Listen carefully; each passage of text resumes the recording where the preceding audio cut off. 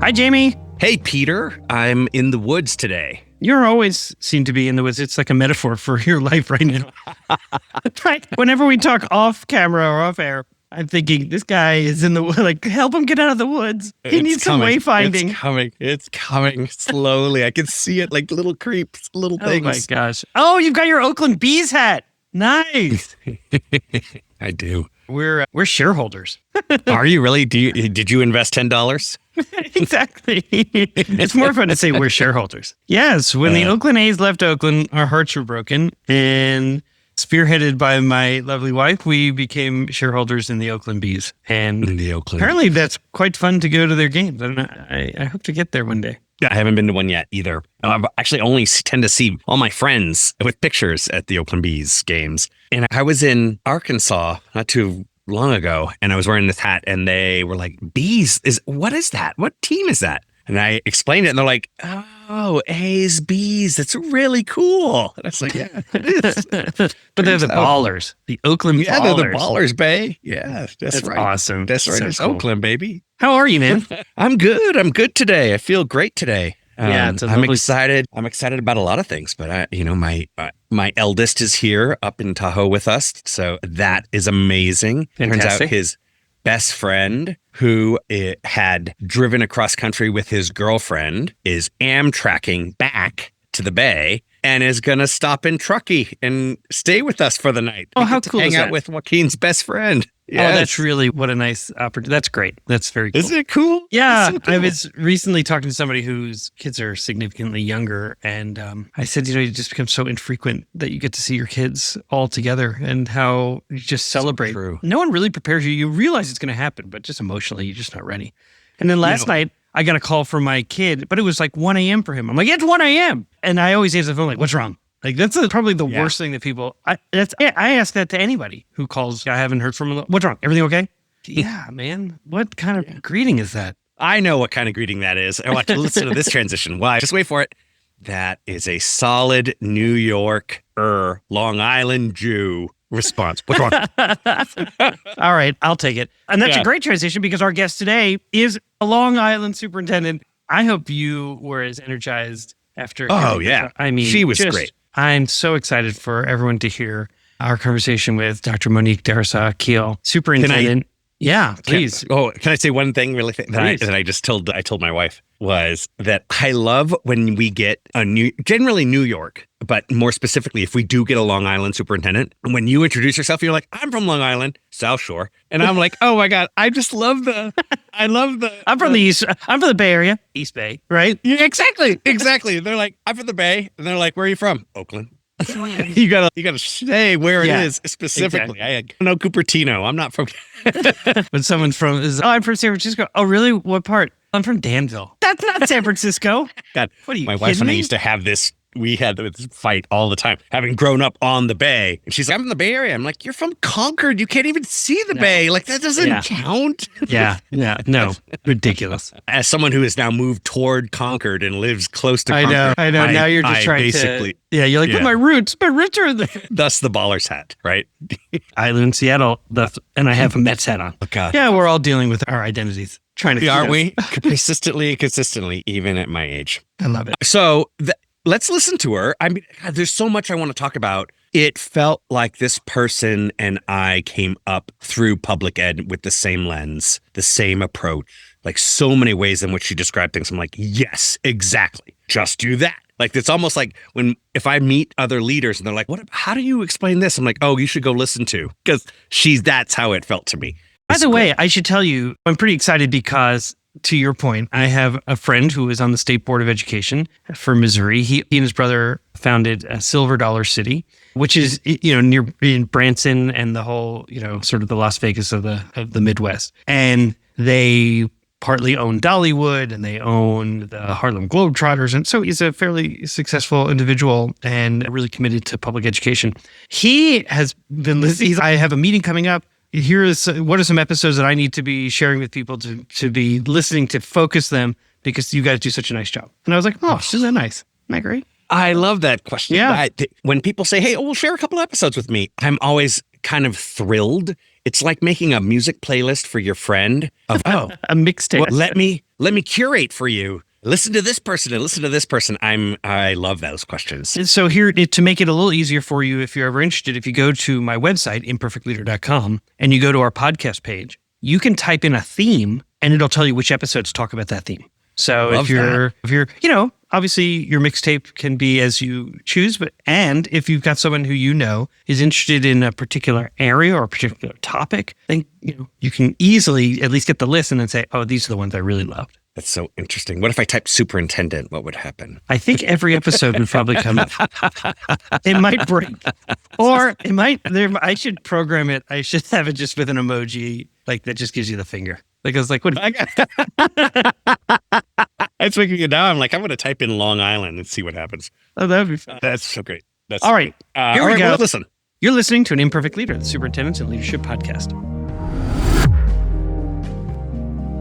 Today on An Imperfect Leader, Dr. Monique Darrisaw-Akil, Superintendent of the Uniondale School District, is my guest. And I want to tell you why I had to talk to Dr. Akil. This is what I read in the Long Island Herald. Residents throughout Uniondale will tell you, this community, once grappling with educational challenges that seemed insurmountable, has undergone a remarkable transformation under the leadership of the Herald Beacon's inaugural Person of the Year, Monique Darrisaw-Akil, the Superintendent of the Uniondale School District. Monique, welcome to An Imperfect Leader. Hi, Peter. How are you? Thanks for having me. I'm so pleased to meet you. And you're on Long Island. I'm from Long Island, South Shore. But, I've spent so much time in my youth going to Uniondale to Islanders games, Arrows games, concerts, I think the Big Apple Circus at one point. But I am so thrilled to meet you. And this is why. When you took over Uniondale, as I read and learned more, it faced so many challenges. It had lagging graduation rates. It had below average proficiency scores. It had outdated infrastructure. And you've been credited with orchestrating this massive cultural and educational shift, including the addition of additional student resources. And I wonder, so many district leaders face similar daunting tasks and really are not sure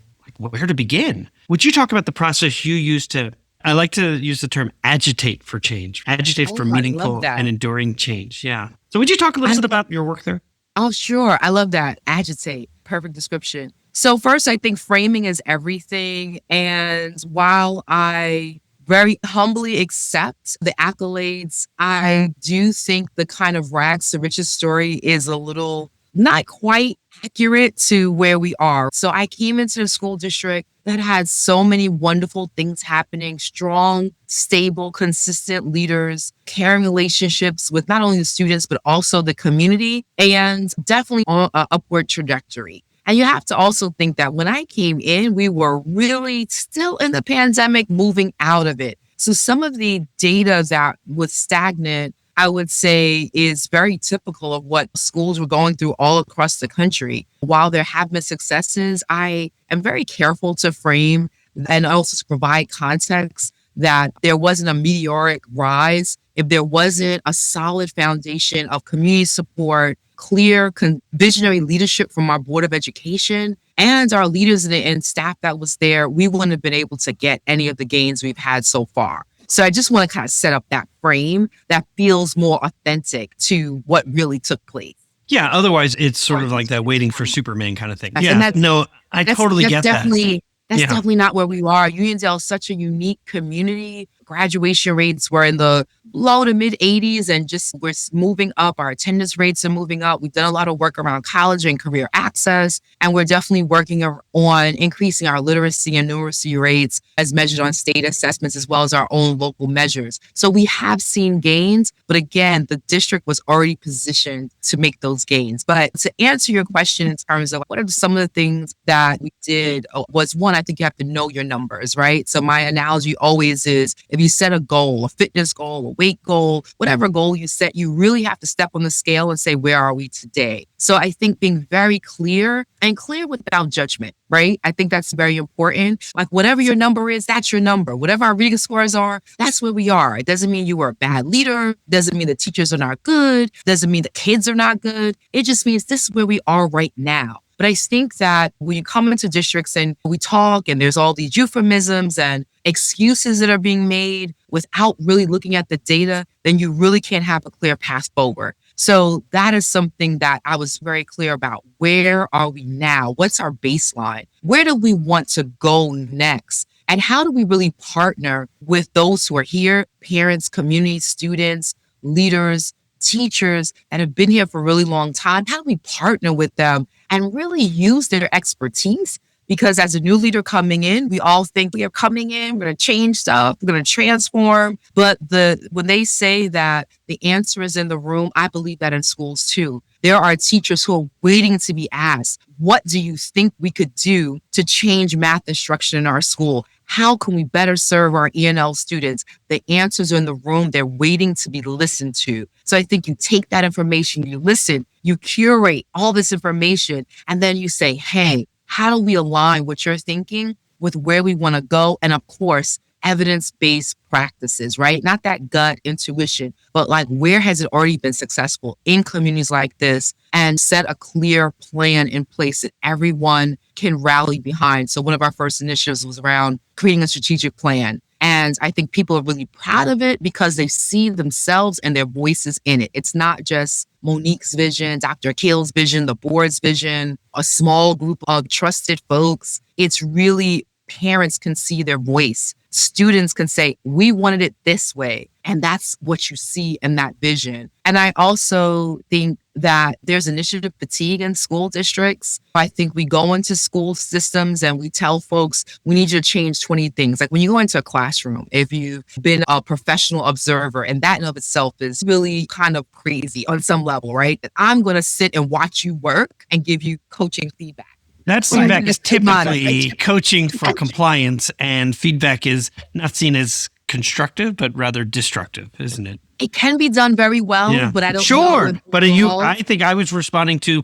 making a career out of it as opposed to peer coaching, right? I'm walking in these shoes with you. I know what you're going through. We can do this together. That appreciative lens of what's going on. How do we get more of it? And you're speaking to harvesting that collective wisdom of your community. And I love how you talked about student voice. I mean, these are children who are going to absolutely inherit your school district, potentially as parents in your district. So shouldn't they have a voice in what they learn and what their children are going to learn down the road? Oh my gosh. It seems novel. It shouldn't be. It should be like normal, like course of action, but it isn't always. So, wow. That's great. Yeah. I think that's really important that when we go into classrooms and we give teachers feedback and support, that we really go in with the inquiry stance. And I think we approach everything, whether it's conversation with students, conversation with parents, like the level of humility I believe leaders have to have. And we're not good at it, right? Because you get to this job because someone says you're good, you're hot stuff, right?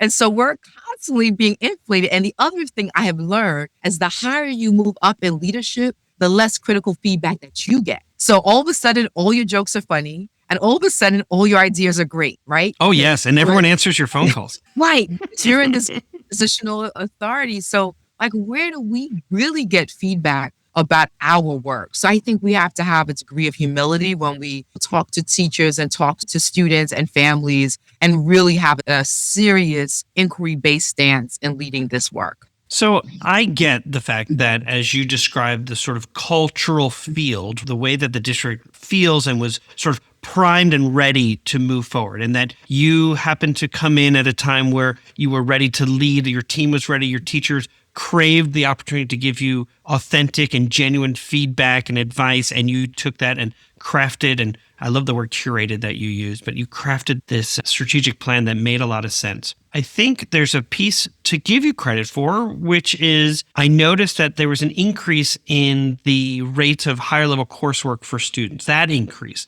And that had to have been something that came from both you and your team and your teachers saying, our children are smart, that they are capable, and that we have been maybe selling them short. And I wonder, why is it important to invest in programming like AP coursework, and whether it be International Baccalaureate or CTE or the kinds of higher level courses that we sometimes see missing in districts and communities that need them the most? I mean, I'm glad you say that because for me, that's at the heart of the equity agenda, right? So a lot of people talk the talk around equity and it means It's one of those words like scaffolding, differentiation, science of reading, like you fill in the blank. Whatever Oh that my term gosh. is, Yes. whatever that term is, it can mean everything and nothing all at the same time. But so for me, equity is about opportunity gaps. Who has opportunities to make choices and decisions that prepare them to be a leader, and who doesn't? Like I always say, some students are being prepared to lead, others are being prepared to be employed and to follow. And so we want to flip the script and make sure that all kids, regardless of their background, of whatever label they were given at sometimes 5 years old, at 5 years old, somebody put some kid in a lower reading group and said, right now, you're not reading where the other 5-year-olds are reading. So therefore, you're in a lower reading group. And that becomes a trap. It becomes a track and a trap that keeps them stunted in their development. And then as a system, we just keep feeding this notion of this placement decision that was made by someone when they were 5 or when they were 8 or whatever.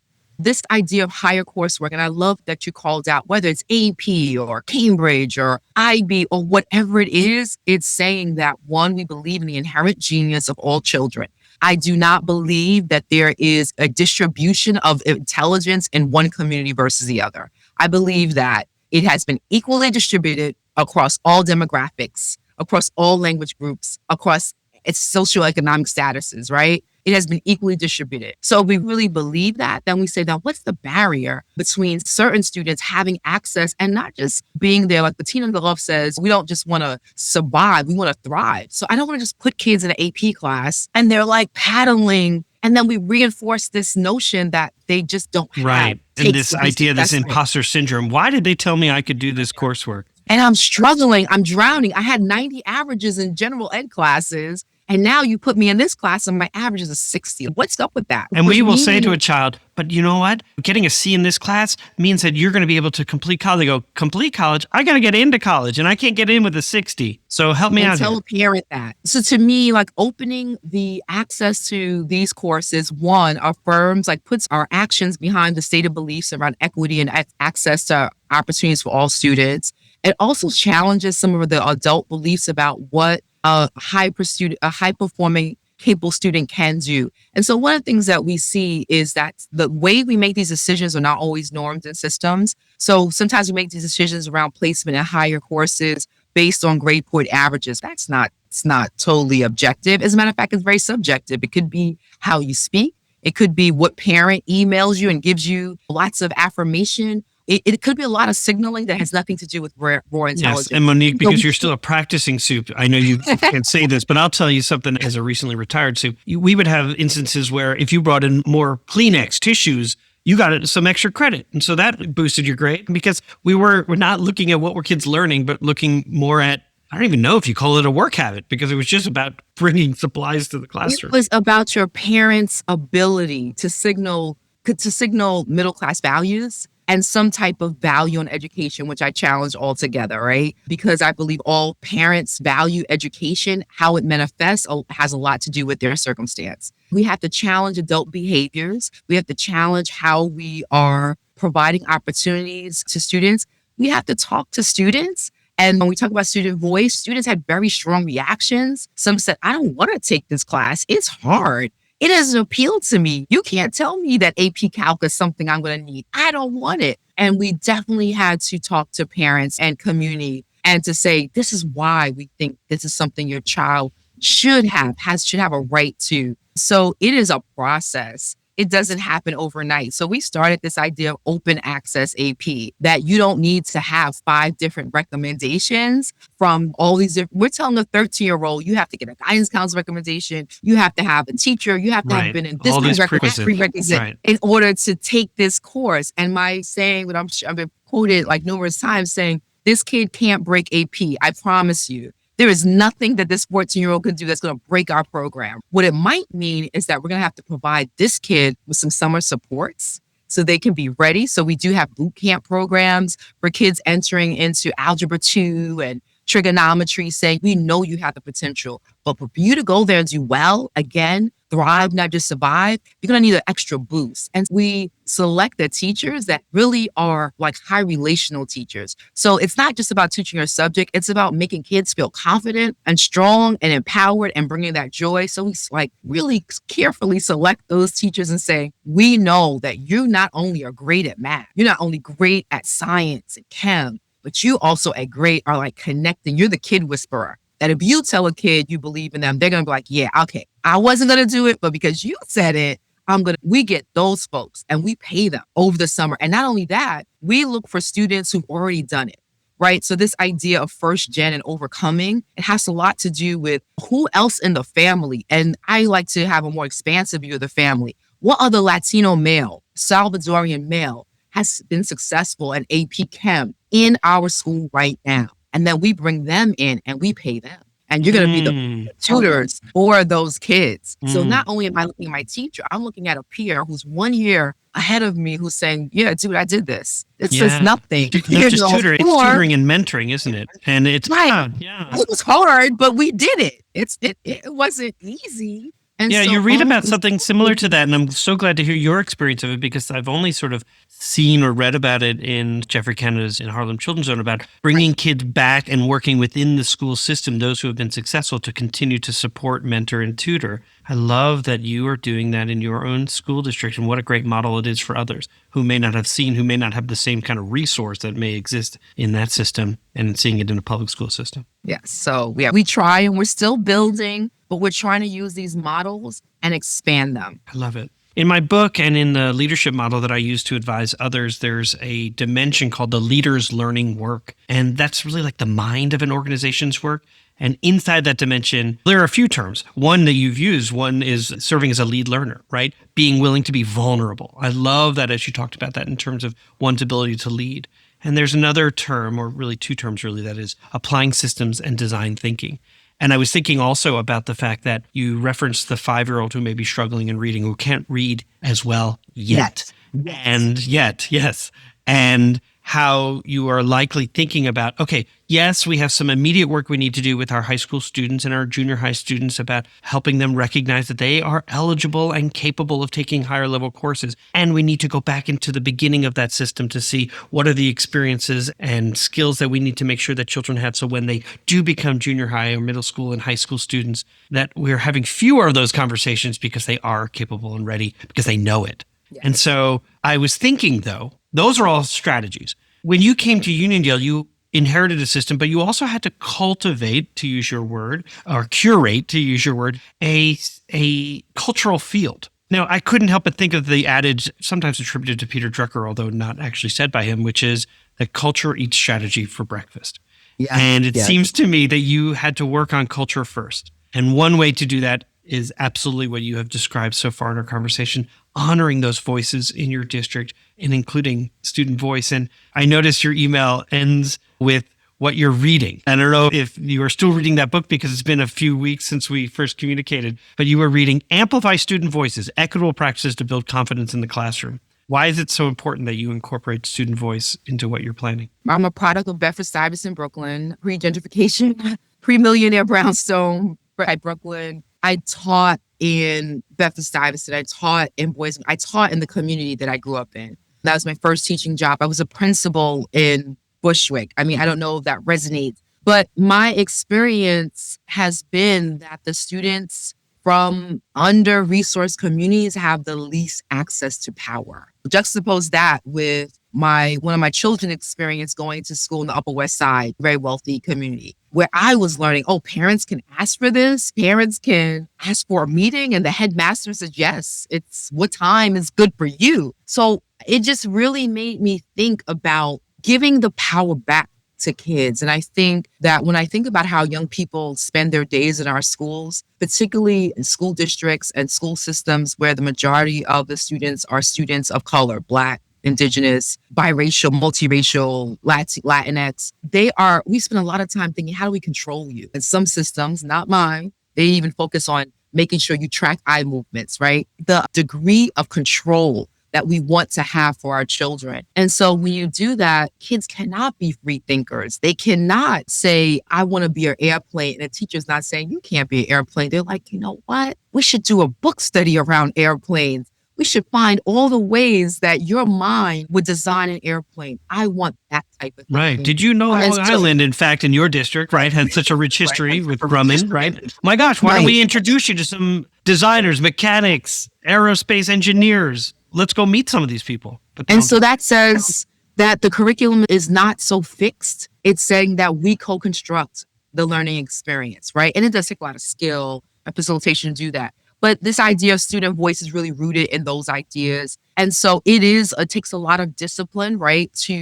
I don't always get it right, to kind of center our kids in this conversation. And I mean major decisions, not just, do you want to plan the dance, which is like the low level stuff. But I'll give an example of when I really struggled. And that's when I had to make the decision about reopening our schools after the holidays in the heat of the pandemic. And I spoke to every major stakeholder group who had very strong opinions about safety and about health and about all the things. I said, let me talk to my students. I already had a relationship with them. They trusted me, they liked me, and they had a very different point of view than I did about what we should be doing next. And the things they said to me made me cry, because they were living in multi-generational households. I don't live in a multi-generational household. They're saying, if I come to school and get sick, my grandmother might die. I live with my grandmother. And the things they said to me, I was like, that's not my experience, right? So yes, I am a Black woman, but I'm not a Black woman who has 3 or 4 generations in my household. And it really stopped me in my tracks and made me really think about the weight of the decision a little differently, because I heard their voices. So I try to remind myself to keep going back to them. And our saying is, nothing for them without them. Keep going back to them. Keep giving them lots of opportunities to weigh in. Even when we can't do what they want, they'd like us to do, explaining why. This is why we can't go in this direction. There's a law around that. Or here's how we might change that law. Or here's what I'm thinking. Because I think it's a little disingenuous to tell young people, or adults for that matter, that every decision that you weigh in on is going to go in your direction. We know as leaders that's not possible. But I do think we have a responsibility to come back to them saying, I really considered what you had to say. We're going to go this way. Here's why. I respect your opinion. I think we owe it to them to kind of come back. So I try to discipline myself and my team with continuously having lots of feedback loop opportunities with young people, formally and informally. How does the term an imperfect leader resonate with you? I think that's my daily walk. I think that good leaders are always thinking about what can they do better. And so in order to think about what's the new goal, what's the new next level of work, you're thinking about what you haven't done yet, what you haven't accomplished yet. And I think there is a danger of never sitting back and appreciating what you have accomplished. But I do believe an imperfect leader is one who's always reflecting, always searching internally, always holding themselves accountable, thinking about behaviors, thinking about mindsets, open to learning, but recognizing that none of us, no matter what award, no matter what accolade, none of us has arrived. As long as there's one child who hasn't met proficiency, leaves our school system without a plan for their future, doesn't feel safe in school, whether it's our transgender, LGBTQ, and expansive youth, as long as there's one child who feels like school didn't feel safe today, school wasn't affirming for me today, then we still have work to do. And I believe the imperfect leader recognizes that and says we still have more work to do. And we'll be right back. Hey, district leaders, I know you already know this. In schools worldwide, cell phones are posing real challenges on student engagement and mental well-being, and I want you to meet Yonder, a proud sponsor of an imperfect leader. And let me share this story from a visit I made to some schools in Silicon Valley. I asked some kids what they liked about Yonder, and after some funny looks, they shared that actually, with Yonder, teachers don't have to battle with them over phones anymore. In fact, one kid said to me he didn't have to worry anymore about his parents texting him in class, and the kid next to him sort of shoved him and goes, "Texting? My mom used to FaceTime me in class." I want to introduce you to a support system that increases teaching and learning. I want you to discover why 1 million students choose Yonder daily. Minimize distractions, maximize learning potential. To learn more, go to overyonder.com. YONDR. We're back for segment 2 of An Imperfect Leader called Imperfect Leadership in After Action. And my guest is Dr. Monique Darrisaw-Akil, the superintendent of the Uniondale School District in Uniondale, New York. And in this segment, we ask our guests to deconstruct a decision that they made, and then we discuss it. Monique, what happened?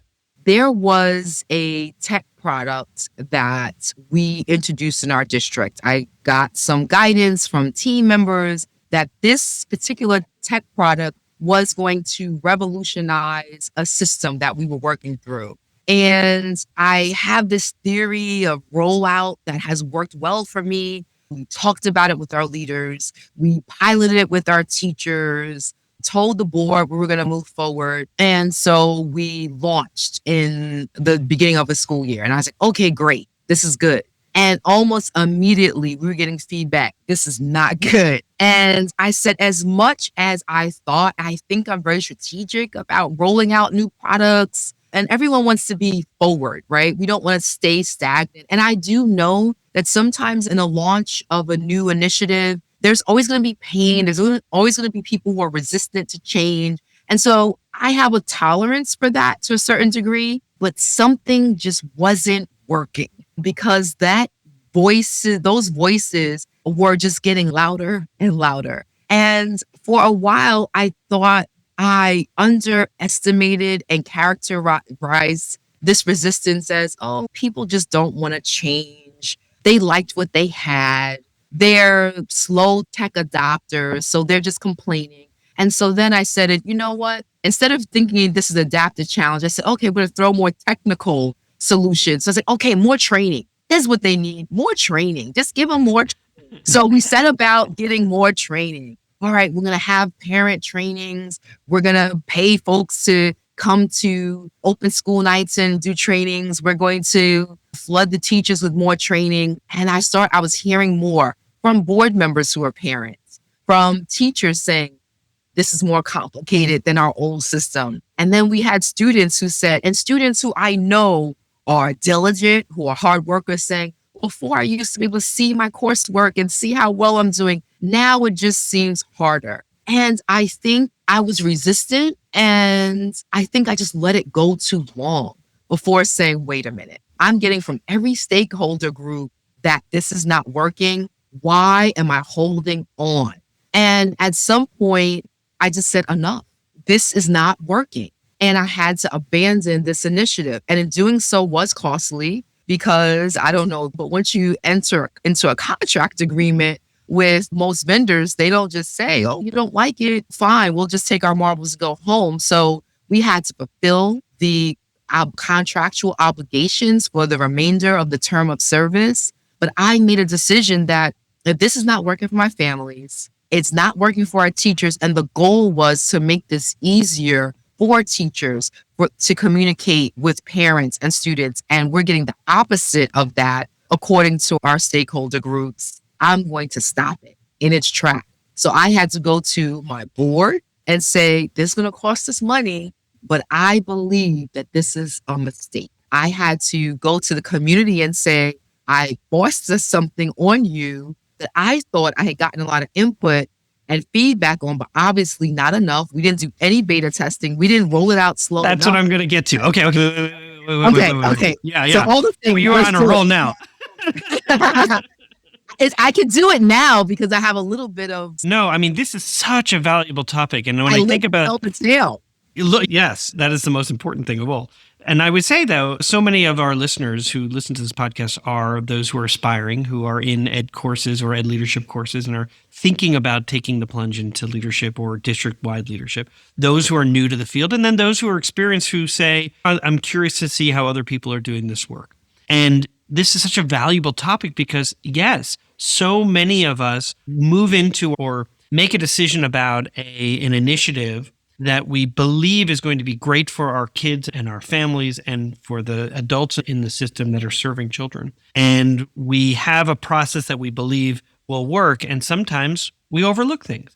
And so I'm curious, you were getting to it, what got overlooked? So I definitely think we didn't start small enough. Doing a small beta test, a swab test, right? So you paint your whole room Most times they tell you try a little patch on the wall before you just submit to Desert Red for your entire living room, right? So we didn't do that. And I think that if we had done that, we would have gotten a little bit more insight about how this really worked in real time. So I think that was the biggest flaw when I look back at it. And I'm going to say, as much as I trust my team because they're the closest ones to the work, making the decisions, I probably should have also looked, where else is this happening? With the beauty of the internet, you can either, even if you don't go physically to another school district to see how it works, we could have visited virtually to see. Oh, yeah. So we didn't do that at all. We just kind of went in blindly. And then we launched in the beginning of the school year where all good things happen at the same time and expected that everyone was going to be ready. And they weren't. And then the thing I would say lastly is I just let a bad situation go for too long. Again, making assumptions about the complaints, thinking that if I give up now, then every decision I make is going to be negotiable. That was something I did worry about. I mean, That's really it's a honest. reasonable thought to have, particularly depending on where you are in your leadership's time within the district. If you're in those initial years, which it sounds like you were, then where do I stand and where will others stand and how will future decisions be made or negotiated?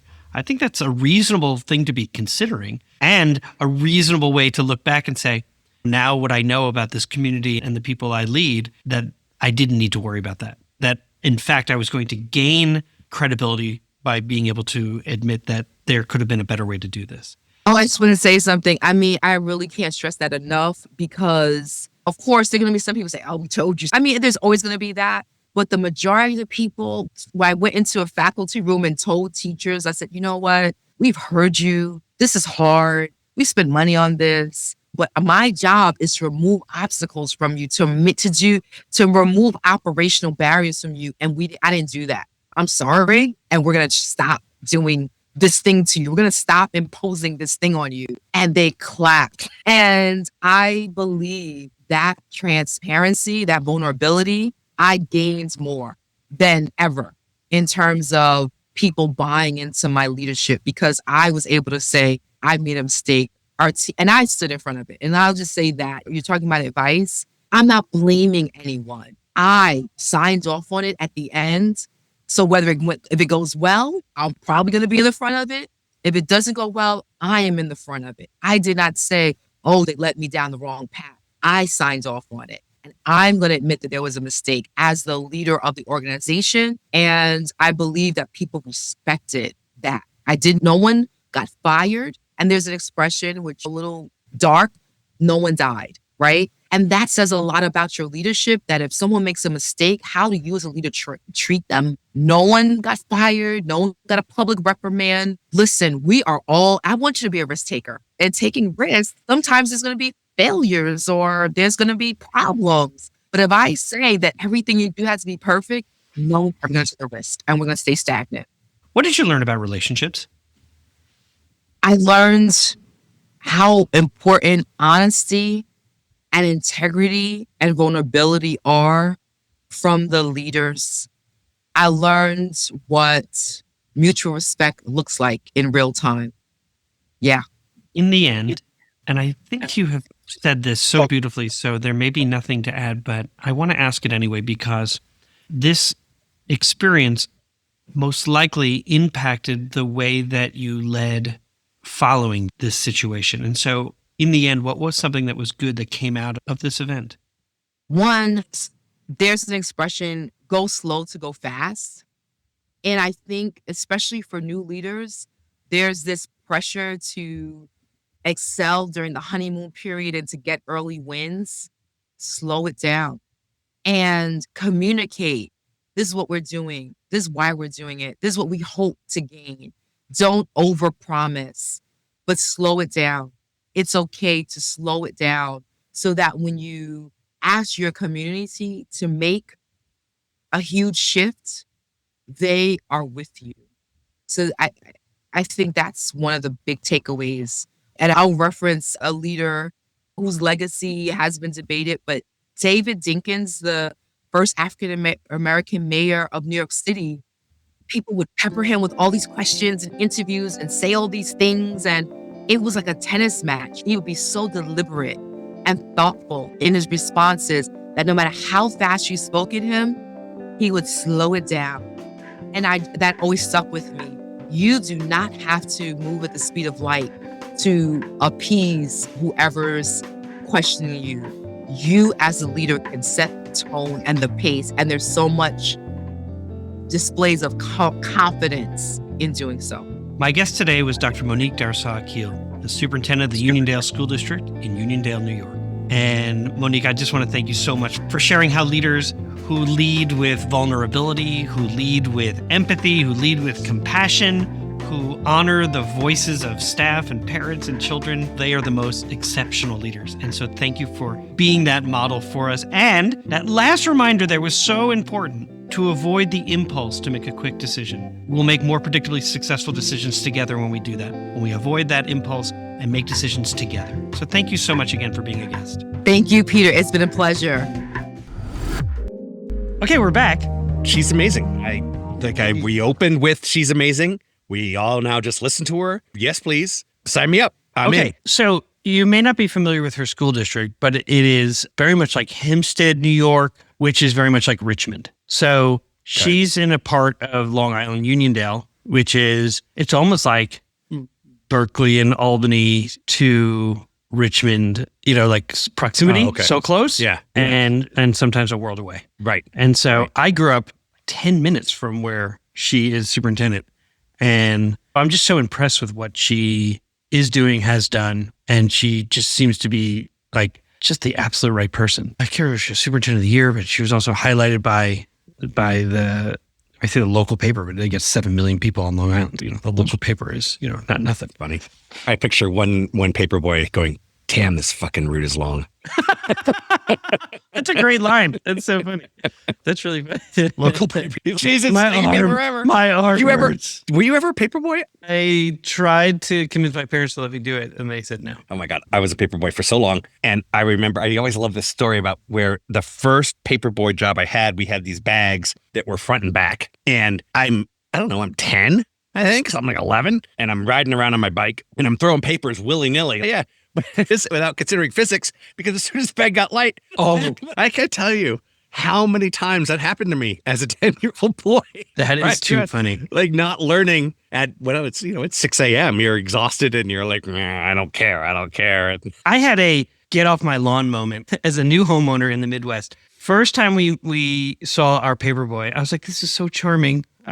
We moved from Oakland to Columbia, Missouri. This is so cute. This is so like Norman Rockwell. The guy, the kid's throwing his paper on our front step and then riding his bike off. Yeah. Then I realized he's riding his bike all over my front lawn and he's creating these paths. And when it's muddy, and so then the next day he's out there, I'm like, hey, you can just leave it at the bottom of the driveway. Just leave it at the driveway. There it was. I'm like 24 hours. Oh, I was like, and then I was like, go. You're an old man just like that. Get off my lawn. That's funny. So funny. I'd like to say for any superintendent who is thinking about doing big work, all the work that we do in education is big work. When you become superintendent of what has been historically overlooked or historically seen as an at-promise district, there are certain pieces there that you all of a sudden feel like you've got to do it all. And I was quick to be sort of so complimentary about her accolades, about all these things that you've done. And she was so good at reminding me and reminding our audience, like, hey, time out for a second. I think she said this rags to riches narrative. Like, I loved what she says that, hey, let's stop there for a second and recognize, like, you have to do this together with your community. And I just feel that's so important as new superintendents are starting all over the country, right? This week, lots of superintendents are bringing their teams together for their first time, all their admin teams, as we are here in the summer. And those who have now just been hired think, okay, I've got this daunting job and I've got to do this. And if you say that it's an I, then you have already lost. You've really got to look at this as a we. I wrote all of the quotes down that related to that. And my summation was that her idea here is, in my opinion, is you're not as special as you think. I like that. It's so true. I mean, she said there wasn't a meteoric rise if there wasn't a solid foundation of community support. And I was like, Exactly. I understand. Yeah. I was like, I totally agree. And shame on me for being, I just was so excited to talk to her. And she was so good at grounding me, right? To say, hey, it's not about me. It's about we. No. And it's one of the primary pieces of advice that I think I give out is there's always someone better. Always. And they probably exist in your district right now. Ask, listen. That's when she leans into not only is the answer, she says the answer is in the room. She doesn't just mean her staff. She means her parents. She means her students, and that she speaks to the very idea that the people closest to the pain have the answer. Yes. And so when she asked students about it, she got a clearer answer. Okay, so let's explore that for a minute in terms of students. And I'm going to shift the conversation a little bit to her work around equity, because one of the reasons why I wanted to replay this interview was because you never had a take on this. And not that you don't have a take, an opinion. It's just that you didn't get to meet her until you and I met afterwards. She talks about making this case for open access to higher level coursework and dismantling those barriers that prevent students from thriving. And as she talked, I just said to myself, like, this is Jamie's work. I mean, this is the work that he does. And I'd love for you to what are your thoughts? Can I share a quote from her? Love it. She says, so a lot of people talk the talk around equity, and it means it's one of those words like scaffolding, differentiation, science of reading, fill in the blank. This resonated with me so much because in the book that we just wrote, we are reclaiming, and what she's doing here is reclaiming the equity narrative. Equity as a term has come to be a noun, a verb, like we use it to do everything. And when it does everything, it does nothing. So specificity goes out the window. And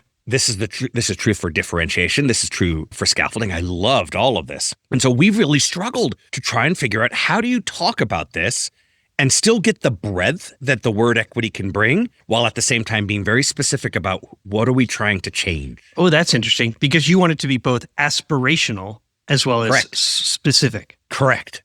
It's really hard. It turns out, as much as I'm frustrated by the term equity, because of its vagueness and inability for systems to actually address gaps, that places where we don't do a good job in supporting every student. I'm also blown away by how reliant I am on the word to describe multiple things. And so when the book says, when I'm writing a book and the publisher's, what is another way to say that? And I'm like, I don't know. So all of my huffing and puffing and I can't come up with another way. That's also helpful for those who are listening who are trying to really describe this work, this important work. And even those who are the experts in the field are also grappling and wrestling with how to do this well and how to describe the work. I thought as she really honed in on, for her, the specifics of equity is about opportunity gaps. And she says, and access doesn't come without support. Like, okay, then we have to support kids. And that was our biggest issue. Is not the only thing. Yeah, that was our biggest issue if you were to ask me. And so what were your experiences with this? And we worked so hard to open up and dismantle the prerequisites and all those types of things. And one of the just glaring omissions was, okay, you're in the class. Now how do we support you? Because we know you're capable, but you can't just then exercise a traditional mindset around you're in the class, so now do the class. Okay. Like asking someone in a wheelchair to walk, like when they are confined to a wheelchair. Like, we would never do that. Exactly. Right? So what are the supports you're going to put in place so that there's equal access and opportunity? Exactly. That I think she took that approach, which goes to what I would describe as scaffolding and ways to support underneath. She also goes to specificity and being specific about what it is that they want to achieve. And then last, which is I think a part of the equity agenda, is that you want to be very specific. What she talks about setting clear goals. What's the goal that we need to set and where are we currently? That I thought was extremely important. That's really important. When I ask, sometimes I'm sort of blown away by some leaders where I'm like, well, based on your demographics, where do you see gaps? And they're like, oh, I don't know. Let me look at the data. And I'm like, I'm not judging in that statement because I know the difficulty of the job. I know how many things are coming at you at once. Yeah. I mean, you want to celebrate their gut telling them we have a problem. So that's good. Yes. And then in this case, I'm glad I'm here to help you kind of think through where do we find the data that supports what your gut is already telling you? Because it's there and then we'll help you really articulate the why for those who are suspicious of maybe your motives or, and so to me, it's, there's a celebration. It's a kind of like start where people are, but don't stay there kind of thing, so let's just not stay there. Let's keep moving. The third part of her definition, what I would call her definition of equity, she doesn't describe it this way, was leaning away from, she talks about middle class value signaling. And I just thought this was such a revelation in that we are unaware of the places where our system that we're running replicates the value system that we hold. And so it becomes more difficult where we take hold advantage. And where we thrived. Yes, exactly. Like, oh, I know this system. I can tell you how to thrive. I think I remember I brought up in our conversation about bringing Kleenex because it's like the oldest one in the book, right? Yeah. What other like, things can I bring to get some extra credit? You get some extra credit if you donate some markers. Yep. And that what she leaned into in terms of her listening to parents and students was, what are the ways in which they think about education, the way they value education? And it's in this, to me, is the true understanding of diversity as difference. It is valuing how people think differently. And that is where innovation lies. Innovation lies in that difference, not in another Jamie. Who needs another Jamie? Holy God. We don't need that. We need somebody who thinks differently, who can push and combine with my thoughts, push my thoughts, and create new pathways. I love that. All right, listen, I want to talk about her after action review because she was incredibly vulnerable. And I really believe it was such an excellent example for any one of us who have been in leadership, who are in leadership. And that's this idea of having to slow down to speed up as a leader. And I'm curious, I mean, I have examples, but why don't we just get into her example? Because I think that it's so good in terms of moving forward, convincing a board to spend the money, and then realizing it's not working in terms of her solution, and having the ability, the strength of character to go in front of faculty and staff and say, and parents and students, say it's not working and we're going to stop doing it. Amazing. Amazing. You know what this is? Do you know how to say I'm sorry? 'Cause it's huge. Can you? She's a humble leader. She is the definition of a humble leader. And what I love about it in that after action review was her first move was, oh, no. They're wrong. More training. It's like they must not have the skills. Let's do more training. Exactly. Double down. I'm doubling down on the technical response. She even says it. I did a full technical. I didn't actually think of an adaptive leadership response. And I would love to hear, I mean, this is the kind of thing where when I hear this after action review about hers, is I'm like, I want to hear how her parents talked about mistakes. Oh, her own in terms of how she grew up? That's interesting. Yeah. Because I'll bet you that she had some very good upbringing about how to manage mistakes. Yeah. Because here she was. I mean, she's learning in public. That public learning, serving as a lead learner, that is public learning. She was so rooted in her values, no doubt. And she really wanted to protect relationships. Like they mattered to her. And so by doing this, she knew that she was going to strengthen them. They were going to be, you're in the forest right now, so I'll say, become even more rooted and established. Yes. I loved it. I love the realizing that she had to stop it and then realize I just have to take the hit. I made the mistake here. It lands on me. I don't think leaders do that enough. I mean, I'll speak for myself. I don't think I do that enough. I think I make mistakes and then I'm like, there's all these other things, and that's not untrue. Yes. But what did we say? I don't know. I think we've said this way before, but to me, leadership is taking responsibility for the things you care about. And some of those things I care about are out of my control. Yeah.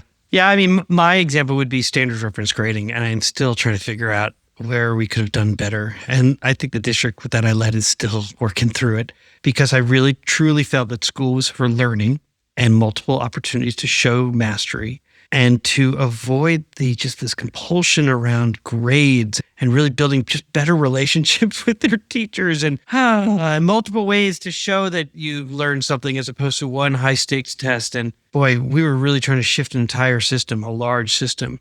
And so when she talked about the fact that she was able to go, it was a much smaller piece. I mean, it was having a ripple effect that could have been profoundly undermining of everything they as a team were trying to accomplish. So I don't want to minimize the impact. We were trying to shift the way that people understood teaching and learning and assessment. But she said, I think people respected that and that no one got fired. And I want people to be risk takers. And I think taking risks means sometimes there are going to be failures. And I, even when I left, refused to say that we were failing even though I think that probably a good 40% of our community, so that's a big number, I think, still had fundamental questions, reservations, and outright opposition to what we were trying to achieve. I just love that even that, this is probably why I'm such good friends with you, why I love being your friend, is that your own understanding of your fear of saying failure, while also realizing that the term itself means learning, that there's learning in there and you want the learning. But it's hard to say I failed. It's hard to say I failed. Yeah. I mean, you have any of these one-on-one conversations around teaching, learning, and assessment, and you leave going, okay, so we're good. But it's like a one-on-one, every one-on-one. It was tough. And I had some schools that were just doing amazing work, and their community was so supportive. And others, they were so traditional in their mindset of what grades mean and what that was going to mean for their kid and scholarships and all the wrong reasons to be thinking about it. But what can you do? Dr. Darrisaw-Akil is on my playlist. Like, she's great. She's super great. She makes the mix tape for sure. I love that. We really should start a little competition of like who's on your mixtape in terms of the top 10 episodes that we've been a part of that we say, as people say, who should I listen to? Oh, here's one you need to listen to. You what? Yeah, I've already got a bunch. I've got a bunch. And I'm like, oh, yes, let's do this. That's amazing. Well, we're curious to know who's on your mixtape, who's on your top. And so if you don't mind, why don't you put a little note in our, you can put a little comment in Apple Podcasts. You can give us 5 stars. We'd really appreciate that. And then, what episode really resonates for you? Yeah, tell us your top 3. I'd be so interested to see what other people say as their favorite episode. Agree. All right, it's been a great time. I will see you next week. Yeah, see you next week. Take care. You've been listening to An Imperfect Leader, the Superintendents and Leadership Podcast. I'm Peter Stiepelman. And I'm Jamie Monson. We'll see you next week. Music for An Imperfect Leader was written and arranged by Ian Varley. Sam Falbo created our artwork, a wood print inspired Daruma doll butterfly. Remember, imperfect leadership is not a scarlet letter. It's a badge of honor. It recognizes that serving as a lead learner is about being a vulnerable leader, an empathetic leader, a compassionate leader. We are proud to be imperfect leaders, so join us next time for another episode of An Imperfect Leader, the Superintendent and Leadership Podcast.